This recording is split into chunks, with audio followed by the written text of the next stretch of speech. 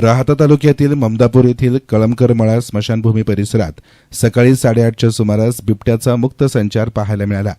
सदर घटना ही S9 न्यूजचे प्रतिनिधी युनुस इनामदार यांनी स्वतः कॅमेऱ्यात कैद केली आहे। गेल्या काही महिन्यांपासून परिसरात बिबट्यांनी शेळ्या आणि कुत्रे फस्त केले आहेत।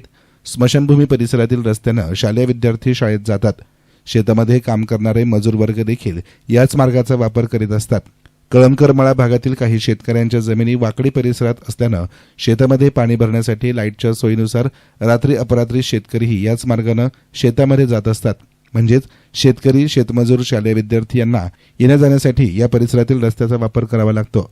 याच रस्त्याच्या कडेला असलेल्या स्मशानभूमी परिसरात दिवसा बिबट्या फिरत असल्यानं परिसरात भीतीचं वातावरण पसरलं आहे। वन विभागानं लवकरात लवकर परिसरात पिंजरा बसवावा अशी मागणी परिसरातल्या शेतकरी आणि पालकांनी केली आहे। स्थानिक नागरिक गणेश कळमकर, भारत कळमकर, शरद कळमकर, हनुमंत गर्दे यांनी सदर घटनेविषयी अधिक सांगितलं। हनुमंत यशवंत गर्दे, राहणार ममदापूर, कळमकर मळा। इथे वारंवार बिबट्याचे जादा प्रमाण वाढलेले आहे। वाड्या वस्तीवर मळ्यामध्ये भर दिवसा इथं फिरत आहे। त्याच्याकरता वन विभागाने इथं पिंजरा लावावा, स्वतः येऊन पाहणी करावी। कारण 2-2, 4-4 रानामध्ये रात्री पहिले दिसत होते, पण आता दिवसा आज सकाळी आमचे मित्र पत्रकार युनुस इनामदार यांच्या समोर 8 वाजता, सकाळी 8 वाजता दिवसा त्यांच्या समोर बिबट्या मोर स्मशानभूमीच्या अंग जाताना दिसला। त्याने कॅमेऱ्यात कैद केला तो।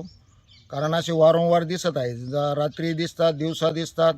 जादा प्रमाणात याचं प्रमाण वाढलेलं आहे। त्याकरता याचा बंदोबस्त करावा, वन विभागाने येऊन इथं स्वतः येऊन पाहणी करावा, एवढी आमची शासनाला विनंती। काय नाव तुमचे? गणेश ज्ञानदेव कळमकर। काय प्रकार घडला इथे? आता 10-15 मिनिटापूर्वी बिबट्या, मी मुलाला शाळेत नेत असताना बिबट्या स्मशानभूमीच्या पलीकडच्या साईडनं सरळ आमच्या वस्तीच्या भागामध्ये 15 दिवसापासून, कमीत कमी 15 दिवसापासून त्याचा वावर आहे। सतत शेळ्या, कुत्रे वगैरे आमच्या इथलच्या वस्तीवरचे बरेचसे त्यांनी रातोरात पसार केलेले आहे। ते भर दिवसा बी आता सकाळच्याला 8:15 दिसू राहिले। तर दिवसा वावर असताना प्रशासनाने त्याच्याकडे दखल घेऊन पाणी करून समक्ष येऊन इथं पिंजऱ्याची व्यवस्था करावी ही विनंती। नमस्कार, माझं नाव भारत गोपीनाथ कळमकर, मी राहणार ममदापूर, कळमकर मळा।